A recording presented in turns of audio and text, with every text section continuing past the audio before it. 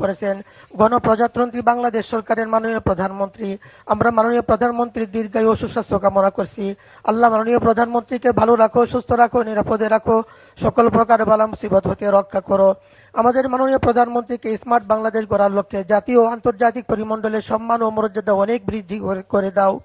রাব্বি করিম আমাদের সাথে দোয়ায় অংশগ্রহণ করেছেন আমাদের জাতীয় সংসদ অভিভাবক মাননীয় স্পিকার স্যার, আমরা মাননীয় স্পিকার স্যারের দীর্ঘায়ু ও সুস্বাস্থ্য কামনা করছি। আল্লাহ মাননীয় স্পিকার স্যারকে ভালো রাখো, সুস্থ রাখো, নিরাপদে রাখো, সকল প্রকার বালা মুসিবত হতে রক্ষা করো। সম্মান দিয়েছো, সম্মান ও মর্যাদা আরো বাড়িয়ে দাও।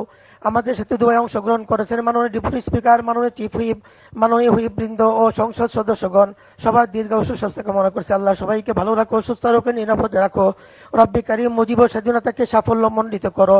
রব্বে করিম আমাদের সবাইকে মাফ করে দাও, আমাদের মাতা পিতাদেরকে মাফ করে দাও। রব্বির হামহুমা কামা রব্বায়ানি সগীরা।